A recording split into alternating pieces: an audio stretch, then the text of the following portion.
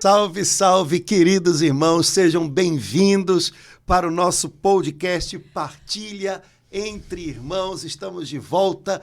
Salve, Laura Beatriz, minha irmã. Salve, Padre Antônio. Tudo beleza? O senhor está inebriado pelo Espírito Santo. Pois é, estamos ainda sob os efeitos. Graças a Deus. Da celebração de Pentecostes, festa linda, a coroação da Páscoa, né? A plenitude da Páscoa é o Espírito de Jesus ressuscitado em nós. Ele ressuscitou para encher todas as coisas com o seu Espírito Santo, e Pentecostes é o fim do tempo pascal, não no sentido só de o encerramento, pelo contrário. A né? finalidade. É a finalidade do tempo pascal. Toda a celebração da Páscoa de Jesus vai transbordando até esse preenchimento que é a festa de Pentecostes. Então ainda estamos, não vou dizer na ressaca, né? Mas ainda estamos nas alegrias da celebração de Pentecostes, com certeza. Padre Antônio, eu gosto muito de um livro que eu acho que está esgotado, que se chama Pentecostes é Hoje. Então, assim, não é uma festa para um domingo, né, Padre Antônio? Não.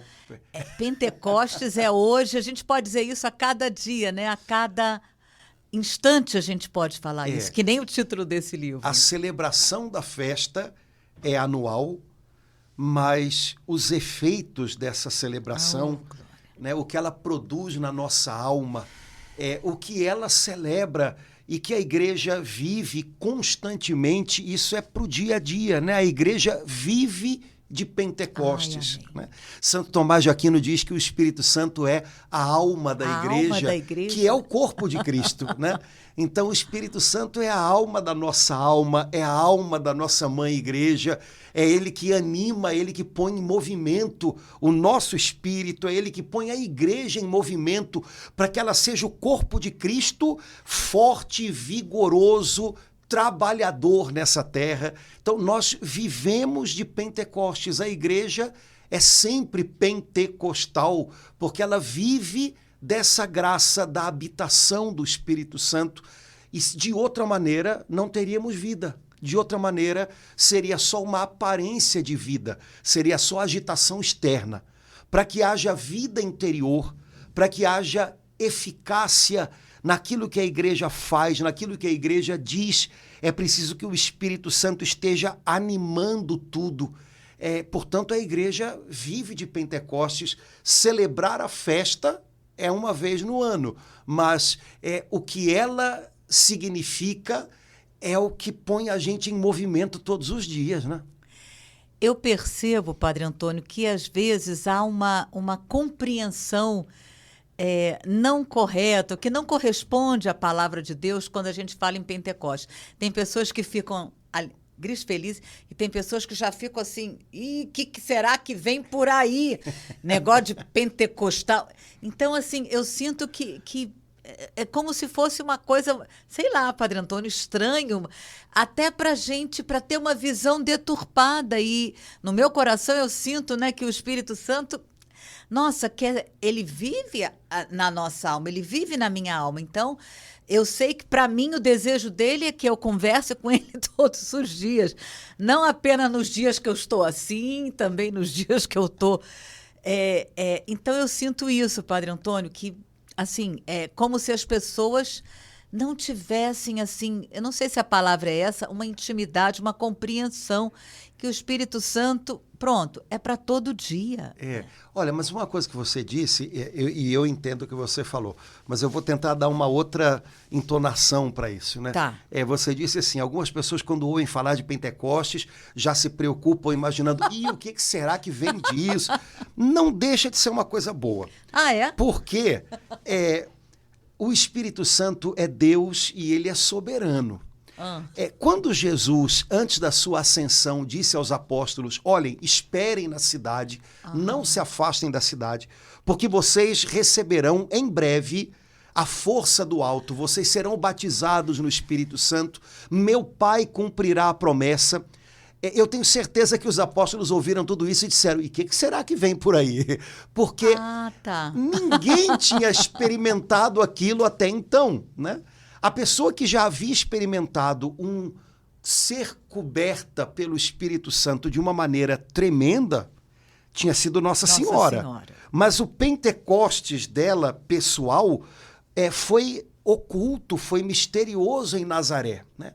O que o Senhor preparava agora para o início do ministério da igreja era algo que, inclusive, precisava ser público, visível diante das pessoas, de tal maneira que gerasse nas pessoas interesse. Uau, o que está acontecendo? Tem alguma coisa nova vindo? Então, eu acho que quando Jesus disse aos apóstolos, olha, permaneçam na cidade, vocês serão batizados no Espírito Santo, meu Pai cumprirá a promessa, eu acho que eles podem ter perguntado, como você acabou de dizer, e o que será que vem por aí? De fato, ninguém sabia. Seria uma grande surpresa, seria algo inédito. E viver na expectativa de algo inédito da parte de Deus, ao mesmo tempo que pode nos dar essa sensação que ninguém gosta, de que a gente não tem muita clareza e muito controle pelo que vem, deveria nos alegrar por saber que Deus sempre pode algo mais. Conseguir juntar essas coisas nem sempre é fácil, mas é muito saudável. Primeiro, o Espírito Santo me parece que, até no imaginário das pessoas, ele é Deus que às vezes vem remexer um pouquinho as coisas, chacoalhar um pouquinho as coisas, né? Acho que no ambiente da igreja todo mundo tem um pouco essa impressão de que se o Espírito Santo resolve mexer um pouco mais, todo mundo perde um pouquinho o controle. E quem disse que isso não é bom, né? Primeiro, para nos libertar da nossa soberba, que nos faz imaginar que o tempo inteiro a gente vai ter controle, que a gente tem que ter controle, e que isso é muito bom. Bom, talvez o Espírito Santo tenha como um dos trabalhos dele justamente esse, né? Nos lembrar, olha, você não tem tanto controle quanto imaginava. Olha, lembra que quem tem que estar no controle não é bem você, né? Então, por um lado, isso é muito legal. Por outro, estar confortável em situações em que Deus faz diferente, em que Deus abre caminhos que a gente não via, em que Deus leva a gente a romper alguns limites que a gente tinha se imposto, isso é muito precioso. Isso é o que a gente chama de deixar-se conduzir pelo Espírito, né? O Espírito Santo não tem nenhum compromisso em me levar por caminhos que eu considero bons e que eu tracei com antecedência. O Espírito Santo tem um compromisso com a palavra, com a promessa do Pai, de me conduzir até o centro da vontade de Deus. Mas isso não significa que ele vá fazer as coisas conforme um planejamento ou um preconceito meu, né? Então, estar um pouquinho à vontade, falando numa língua bem... Esse não é um dom do Espírito Santo, mas acho que tem a ver com ele. Saber ter jogo de cintura para se deixar conduzir pelo Espírito Santo é algo muito positivo. Então, de verdade, Pentecostes tem a ver com essa sensação de Pentecostes lá, o que vem disso, né? E nesse ponto eu acho que é bom, né? Por outro lado, talvez algumas pessoas falem isso imaginando que, bom, Pentecostes tem a ver com alguns lugares comuns que eles conhecem, ou da gente da renovação, ou de irmãos evangélicos pentecostais, e aí, de fato, isso também não me agrada muito, não. Porque o Espírito Santo não tem a ver com fórmulas, ou com... ele não está subordinado ao jeito como nós reagimos a ele. Então, todas as pessoas têm que estar muito livres para que o seu relacionamento com o Espírito Santo não seja a reprodução ou a cópia do relacionamento de outros. Então, se uma pessoa, quando se relaciona com o Espírito Santo de Deus e quando se percebe inundada dele, se ela pula, se ela levanta os braços, ok, mas isso não cria um padrão para mais ninguém. Portanto, que ninguém se sinta obrigado a nada disso, né? Mas, por outro lado, que ninguém se sinta também coagido ou restringido por nada. São Paulo diz, né, numa das suas cartas, não extingais o Espírito. São Paulo nunca disse, tenham cuidado com o Espírito Santo, hein? Peguem leve com o Espírito Santo. Ele nunca disse, porque ele sabe que a tendência da gente é o contrário. Então ele diz, não extingam o Espírito. Ou seja, não deixem que o Espírito Santo seja abafado por conta de uma timidez ou por conta de, sei lá, um preconceito da cabeça de vocês ou alguma coisa que vocês acham que tem que ser de determinada maneira. Liberdade, liberdade. Então, justamente porque é um relacionamento muito pessoal, não é um relacionamento individual como se fosse eu e ele e ninguém mais tem a ver com isso. Não. O Espírito Santo vem para nos tornar membros de um corpo, né? Mas ele faz isso de maneira bem pessoal, né? O Espírito Santo interage com o meu jeitinho, com o meu caráter, com os meus talentos, com os meus dons. Ele me dá o que eu não tinha, mas ao mesmo tempo ele eleva o que o Senhor já havia providenciado para mim e por aí vai. Então, eu falei pra caramba. Deixa eu parar de falar. Não, Padre Antônio, eu tenho assim, eu ainda quero compreender essa palavra. Primeira de Tessalonicenses, né? Não extingais o espírito e tem uma outra tradução que eu acho que é não apagueis. Essa palavra, assim, ao mesmo tempo que ela é maravilhosa, mas ela me infunde temor. Quer dizer, significa que eu posso... Peraí. Você está falando isso para mim? Essa palavra é para mim? São Paulo tem 3 palavras que ele fala sobre não. Façam a outra isso, não extingais. Um pouquinho menos, não entristecer. Não né? entristeçais ou não contristeis o espírito e não resistais ao espírito.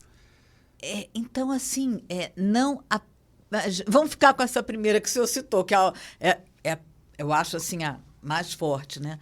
Então, significa, concretamente, se a palavra de Deus me diz para a igreja, não apagueis, quer dizer, eu corro o risco de apagar. Sem dúvida. Eu posso apagar.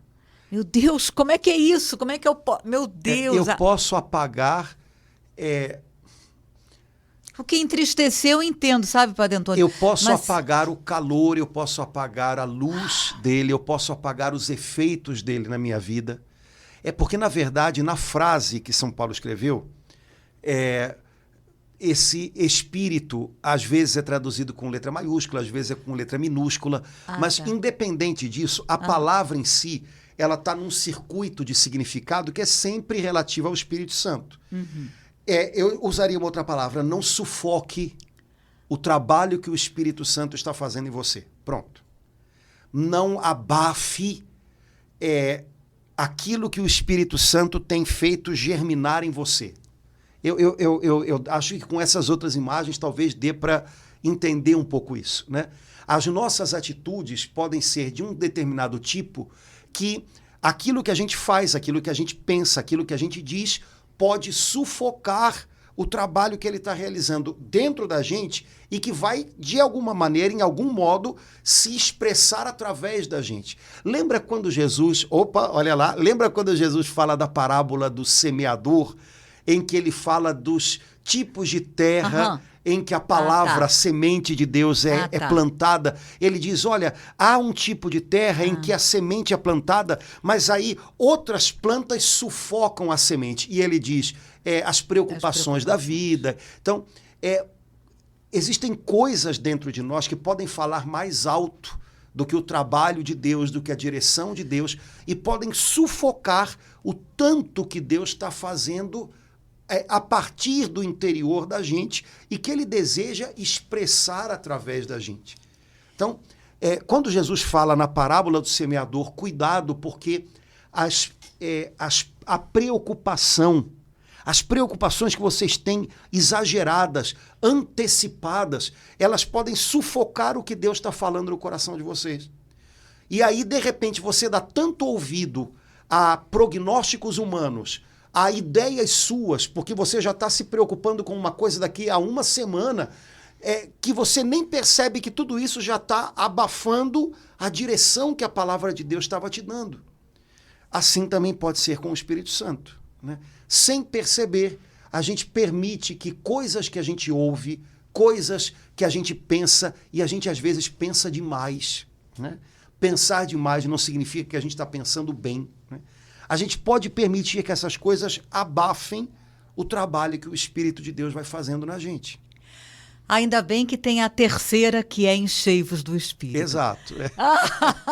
Senão ia ficar... Pois é, mas São Paulo diz 3 nãos, né? Não entristeçais, Não apagar. Qual é o terceiro? Não apagueis, não resistir ao Espírito Santo. Não resistir é Atos? Não resistais ao Espírito Santo. E, não Laura, resistir ao Espírito Santo, eu não lembrava dessa. Eu sei que são as 3. Eu não lembrava dessa, Padre Antônio. Não resistir ao Espírito Santo.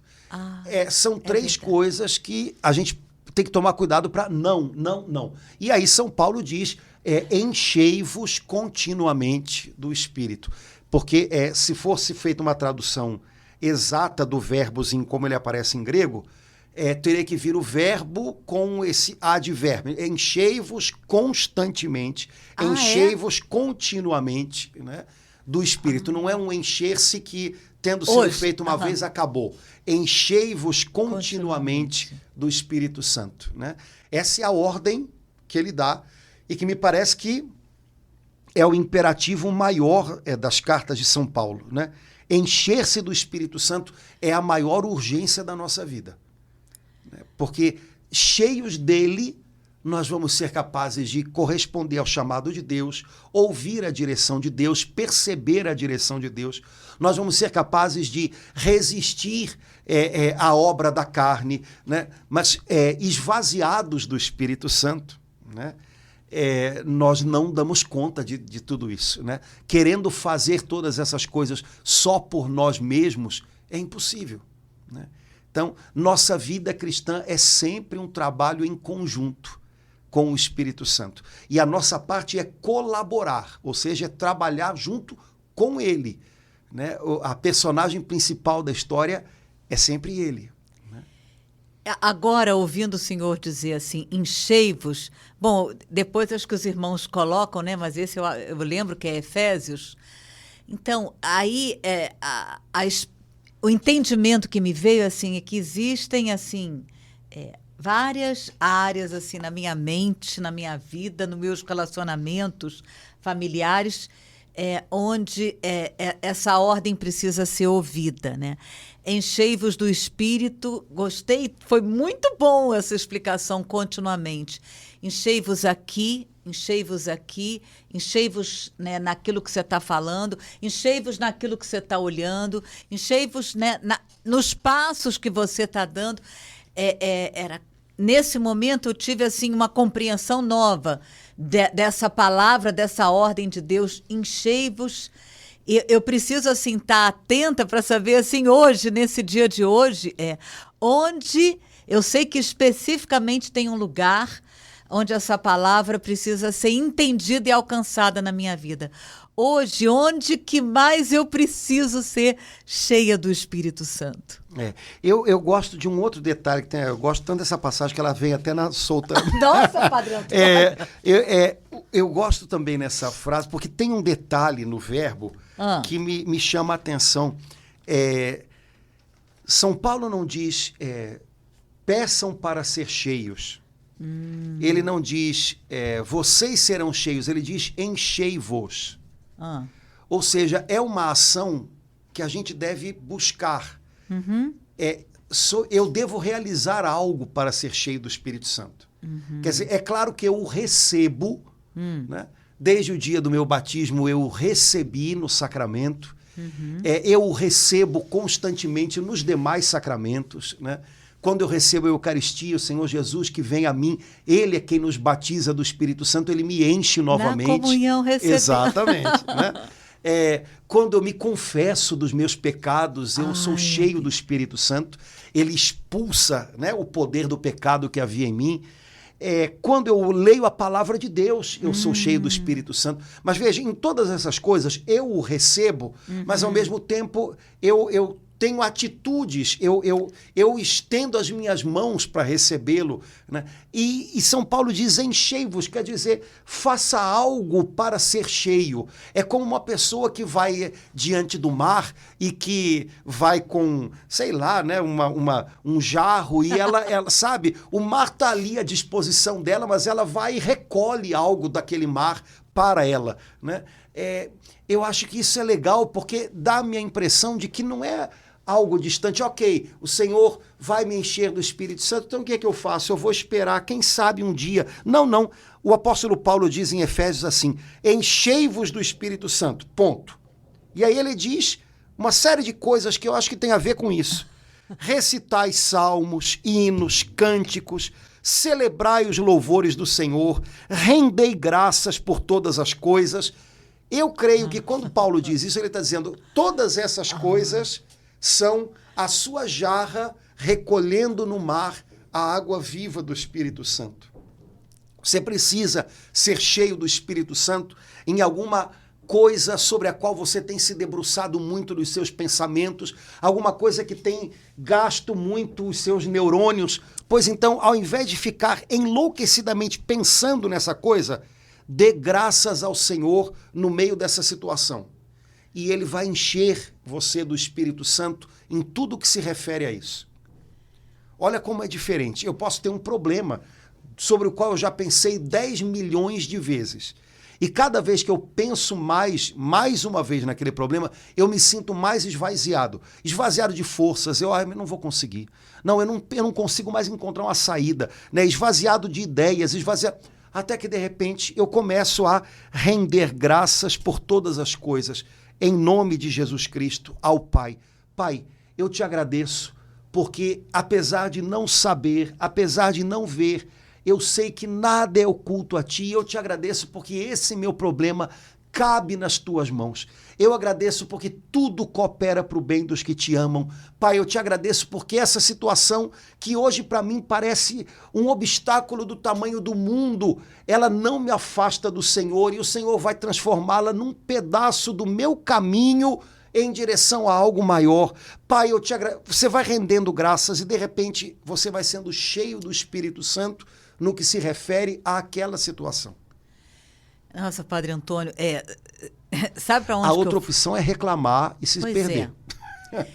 Olha, eu fui agora lá no fundo daquela prisão, no andar de baixo, com São Paulo preso, com os pés amarrados na estaca, meia-noite cantando hinos e louvando. Quer dizer, porque à medida que o senhor falava, eu pensei, meu Deus, enchei-vos. Então, às vezes a gente acha que essa palavra é para um final de semana maravilhoso de retiro.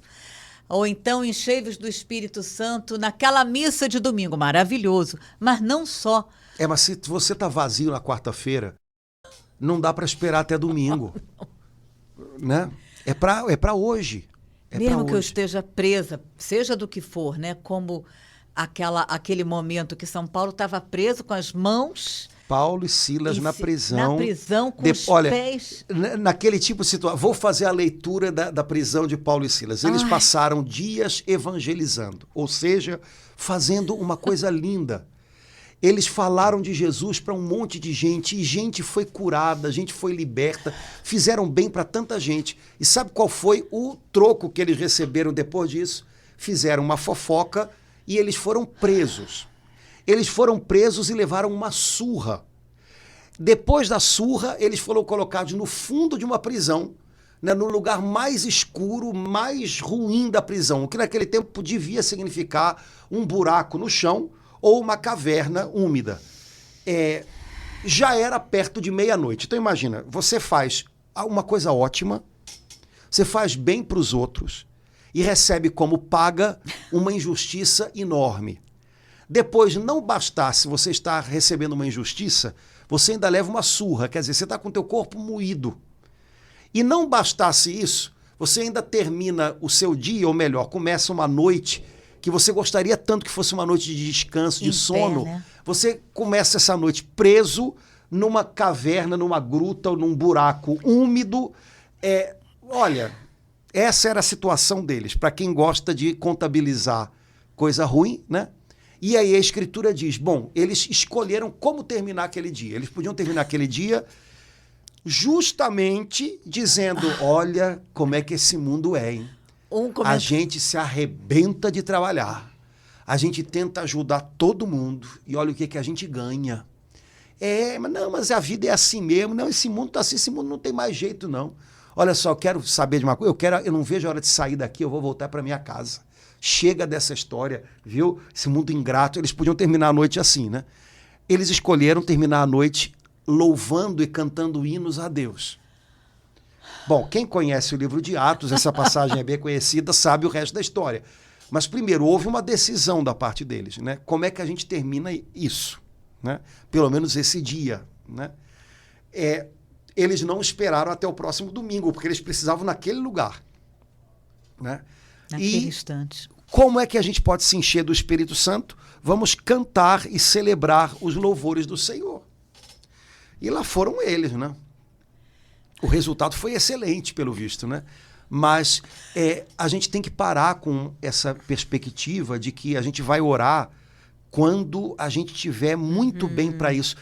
A gente tem uma tendência no nosso meio a imaginar que a oração mais agradável a Deus é a oração espontânea. Então, o que a gente considera espontâneo? Quando eu estou bem, aí eu vou rezar. E eu vou rezar e vou falar aquilo que eu acho que eu tenho que falar. Peraí. A oração que mais agrada a Deus é a oração de quem precisa e recorre a Ele. E isso não tem a ver com o meu estado de ânimo, que normalmente vai estar abalado, né? Isso não tem a ver com as palavras certas, isso tem a ver com o coração certo. Né? Senhor, eu preciso de Ti, me ajuda, me socorre, porque sem o Senhor eu não vou conseguir. Esse é o coração certo. É o coração de quem descobriu que precisa. Só isso. E aí ele enche a gente do Espírito Santo. Ele renova a gente por dentro. Até na prisão, até com as mãos amarradas, os pés amarrados, até a meia-noite. Olha, eu não digo até, eu digo principalmente nessas horas. Principalmente nessas horas. Principalmente. Né? Eu tenho certeza que se cada irmão que está com a gente na partilha pudesse contar a sua história aí de um grande encontro com Deus, eu acho que a maioria de nós contaria que os seus grandes encontros com Deus foram na hora da cruz. Né? Na hora da cruz. Eu acho que eu gosto muito do Cirineu, que ajudou Jesus a carregar a cruz, né? Porque o grande encontro dele com Jesus foi debaixo da cruz, dividindo a cruz com Jesus. Não. E foi um encontro tão grande que a família dele se converteu, né? Depois a gente vê lá em Atos, os filhos dele eram parte da comunidade cristã. Quer dizer, é sinal de que essa família foi mexida por Jesus, né? Mas onde foi o encontro desse homem com Jesus? Debaixo da cruz, subindo o Calvário, dividindo aquele peso com Jesus. Né? O filme A Paixão de Cristo, do Mel Gibson, tem uma cena linda, eu amo, né? Que ele mostra o Cirineu sendo pego para ajudar Jesus a levar a cruz, né? E é claro, ele não queria, ele estava voltando para casa do trabalho, né? E carregar a cruz de um condenado à morte era uma vergonha. Pessoas crucificadas eram consideradas malditas, né? E aí no filme mostra isso, né? Ele vai debaixo da cruz com Jesus e de repente aos pouquinhos ele vai olhando para Jesus. E aí de repente os olhos deles não se desgrudam mais. E quando Jesus, né, e eles chegam ao Calvário e eles jogam a cruz no chão para pregar Jesus, ele já não quer ir embora. Né? Eles empurram o Cirineu para ir embora. É um pouquinho a história da gente, né, cara? Às vezes a gente se aproxima de Jesus em horas em que o nosso coração está muito se debatendo, se revoltando, mas aí o olhar da gente se junta com o dele e parece que ali ele vai trabalhando o coração da gente até que chega uma hora que a gente não quer ir mais para longe dele. Né? Então, nós somos cheios da misericórdia de Deus, do amor de Deus, do Espírito de Deus, de modo especial naqueles momentos em que humanamente a gente não tem muito a oferecer a ele, pelo contrário, a gente precisa totalmente dele. Né?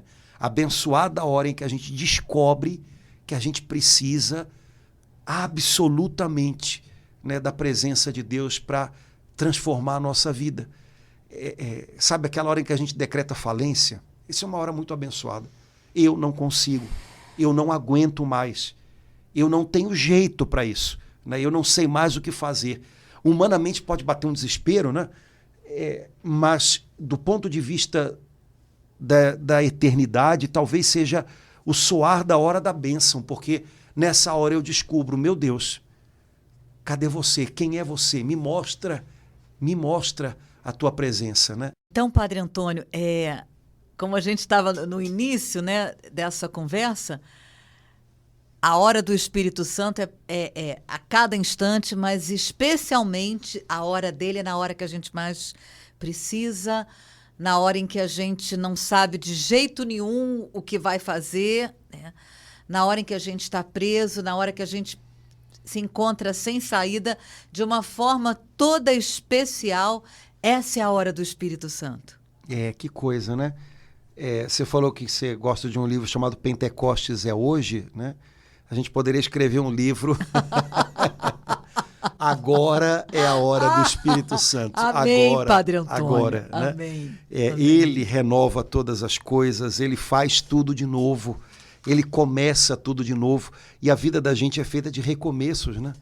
E recomeço, me parece que poderia ser um outro nome para ele, né? O Espírito Santo é o recomeço de Deus para a nossa vida, né? Quantas vezes for preciso, né?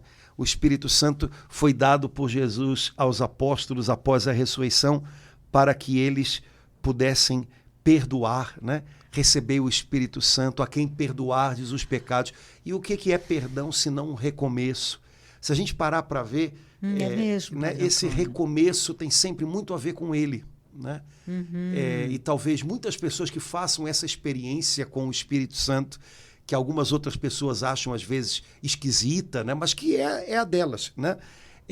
Muitas pessoas tenham tido justamente esse momento, né? Eu não tinha mais nada, eu não sabia mais nada, e de repente ele chegou e eu recomecei. E eu voltei a acreditar, né? E pronto, e é claro que uma pessoa que vive uma experiência dessa, ela tem direito a considerar que essa experiência é algo grandioso, intenso, profundo. E quem é que pode roubar isso dela, pelo amor de Deus, né? Agora o senhor fala, quer dizer, recomeço principalmente quando eu digo acabou. Sim. Então, se acabou e eu estou viva, aí o Espírito Santo me dá essa graça de um recomeço. Ele é a força do alto trabalhando aqui embaixo e aqui dentro, né? E isso é precioso demais, né? Quer dizer, não é uma força humana, né? Ele é a força do alto, né? Quer dizer, existe em Deus uma fortaleza para a gente que nos surpreende, porque a gente a experimenta justamente naquela hora em que humanamente a gente descobre e percebe nitidamente que não era para ter mais forças, né? E eu acho que todos nós aqui conhecemos pessoas que nos mostraram isso de algum modo, né? Pessoas que humanamente estavam naquela hora em que, sabe, parece que tiraram tudo. E como é que essa pessoa está de pé? Né? Porque ela tem uma força do alto que puxa ela para cima, sabe? Que a coloca de pé, né? Eu já presenciei algumas situações em que humanamente você se pergunta de onde vem, né? Essa força. Não é algo humano, não é algo... né? É Deus mantendo a pessoa de pé, segurando ela a partir de dentro, né? Esse é o Espírito Santo, né? Esse é o Espírito Santo. Sei lá.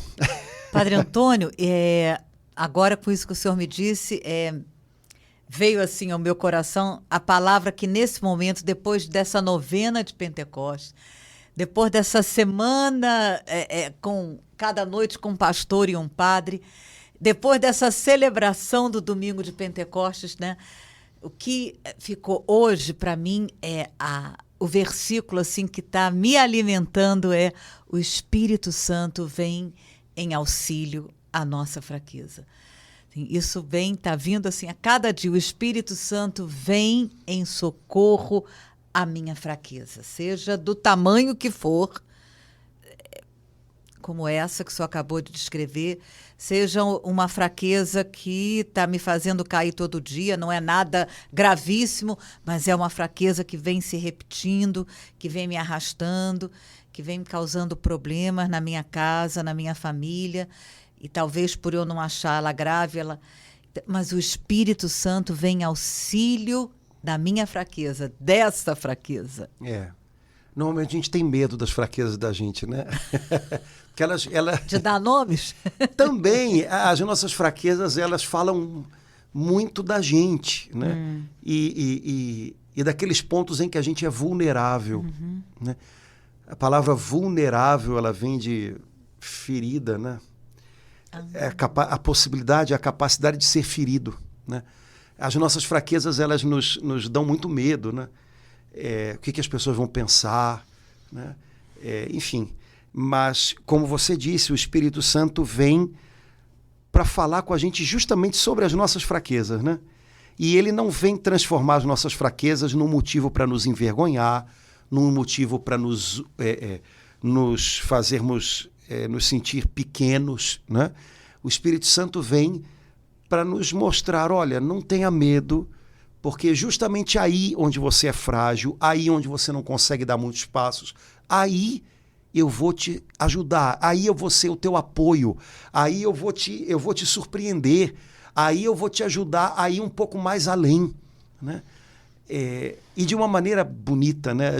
Porque a gente tem medo das nossas fraquezas, a gente maqueia elas um pouquinho, às vezes a gente transforma as nossas fraquezas em agressividade, né? Mas o Espírito Santo ele trabalha as nossas fraquezas do jeito mais bonito, né? Fazendo a gente não ter medo delas, dar nome a elas, reconhecê-las justamente para que a gente não se torne refém delas, né? E ele nos ensina a trabalhá-las de uma maneira muito bonita,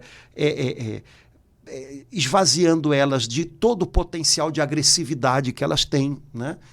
De autodefesa que a gente coloca nelas. Então, não estranhar quando você começa um caminho a sério com Deus e começa a ficar incomodado com as suas próprias fraquezas. Meu Deus, eu estou vendo tanto, elas estão aqui tanto na minha cara. Meu Deus, porque não é defeito do seu caminho com Deus, é um pedaço importante dele, né? Nesse momento, talvez o Espírito Santo queira bater um papo com você sobre essas fraquezas. Sobre essa, né? Fraqueza. E primeiro dizendo, olha, não se espante com elas, não tenha medo delas, elas não me pegam de surpresa, né? Não me assustam. Não, né? Eu acho que a gente já falou aqui, né? Uma irmã lá da igreja diz, Deus não se desilude com a gente porque ele nunca se iludiu, né? Então, o Espírito Santo não fica desiludido com a gente quando ele reconhece as nossas fraquezas, nenhuma novidade, né? Mas quando ele quer conversar com a gente sobre elas é para, bom, ok, então vamos trabalhá-las, vamos dar passos nelas, né? E ele vai fazendo um trabalho bonito demais, né? Padre Antônio, essa palavra, né, Romanos 8, 26, ela tem me ensinado também de uma forma, nesse ano de 2022, a algo que eu nunca tinha feito até então. O Espírito Santo vem em auxílio à minha fraqueza, na palavra está, as nossas, né? Mas vem em auxílio àquela fraqueza daquela pessoa que está me incomodando. Então, eu tenho experimentado na hora que eu me deparo com aquela fraqueza daquela pessoa que está... nesse instante, clamar, Espírito Santo, assim como o Senhor vem em auxílio à minha fraqueza, vem em auxílio à fraqueza, claro, em oração, de forma alguma, sem abrir a boca para a pessoa. Então, o Espírito Santo tem me levado a fazer isso, me dando assim uma nova compreensão. Você está entendendo? Sim, eu venho em auxílio à sua fraqueza, mas vem em auxílio à fraqueza dele também, eu venho em auxílio à fraqueza dele também, eu venho em auxílio à fraqueza dele também. Não fica aí na fraqueza dele não, minha filha. E talvez uma parte do trabalho do Espírito Santo seja essa, né? Na medida em que a gente percebe a nossa fraqueza e o quanto ela nos faz sofrer às vezes, e o quanto ela gera lutas e às vezes o quanto ela gera dores, na medida em que a gente começa a reconhecer um pouco mais a nossa fraqueza, a gente também começa a ter um pouco mais de compaixão com a fraqueza do outro, né? E talvez a gente comece a perceber, poxa vida, aquilo que eu achava um defeito no outro, aquilo que eu achava no outro um troço, de repente eu percebo que é uma fraqueza. É uma fraqueza transformada em vício, é uma fraqueza transformada em agressividade, é uma fraqueza transformada em mania, sei lá. Mas, no fundo, uma fraqueza. Um pontinho lá dessa pessoa onde ela é especialmente frágil está vindo à tona. Mas, às vezes, ela, que é tão parecida comigo, né, cobre, esconde, tem medo de ser machucada ali e aí cria uma casca de agressividade ou de, enfim, né, transforma a sua fraqueza numa revanche, né? E quando a gente reza dessa maneira, Senhor, vem em socorro da fraqueza do meu irmão, primeira coisa, a gente quebra aquela impressão que a gente se faz, né, de que o outro não tem fraquezas. Ele sempre sabe exatamente o que está fazendo, ele é ruim mesmo, né? Não. Jesus, quando orou, né, no Calvário, não orou dizendo, Pai, perdoa-os, eles não sabem o que fazem. Jesus não estava dando uma desculpinha. Jesus tinha absoluta consciência de que aqueles homens eram ignorantes do que fazem. Eles não sabiam sequer o que estava em jogo dentro deles naquele momento, né? Então, me parece que a gente, quando reconhece as nossas fraquezas e o Espírito Santo nos ajuda a fazer isso, ele não usa nossas fraquezas para nos desanimar. Ele usa nossas fraquezas como matéria-prima para que a gente aprenda a contar mais com ele. Ele também nos ajuda a ter mais compaixão com as fraquezas do outro. De repente, coisas que no outro me pareciam muita força, né? Ele está vindo, de repente eu vejo, está se defendendo, sabe? Tá defendendo o território dele, sabe?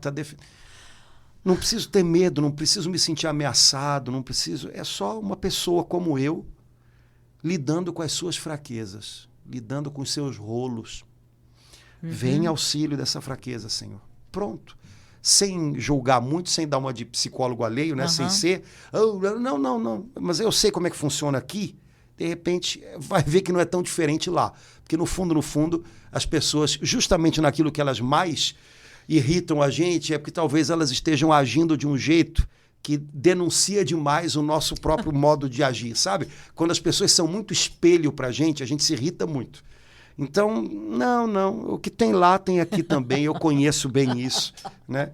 Então, vida que segue, vamos lá, Senhor, vem em socorro da fraqueza desse meu irmão, né, que é feito do mesmo barro que eu, e a gente está vendo aqui, então vamos lá. E o Espírito Santo ajuda a gente a olhar uns para os outros de um jeito melhor, sabe? De um jeito menos cheio de cobranças, de acusações, de complicações, de julgamentos. É isso.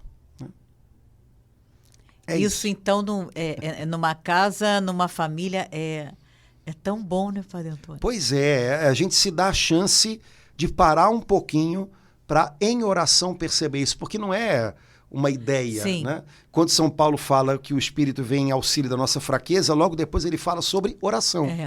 Né? Então, é algo que a gente experimenta, que a gente aprende estando em sintonia com ele, se relacionando com ele, né? Ele vai emprestando para a gente o entendimento dele, como a gente reza tanto, né? Fazei que apreciemos todas as coisas segundo o Espírito.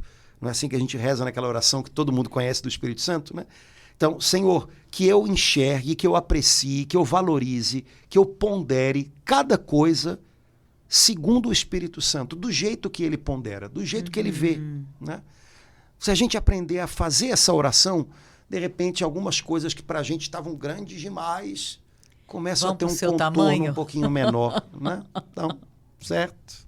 Laura, estamos conversando há muito tempo. Acho que está na hora de parar, senão o pessoal vai tomar café e deixa a gente aqui. Mas bom. Vamos lá. Irmãos, um prazer, uma alegria muito grande poder estar juntos, partilhando um pouquinho a palavra de Deus.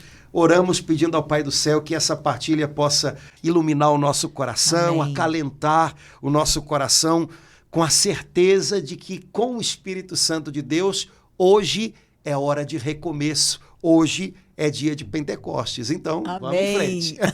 Até logo, gente. Tchau, tchau.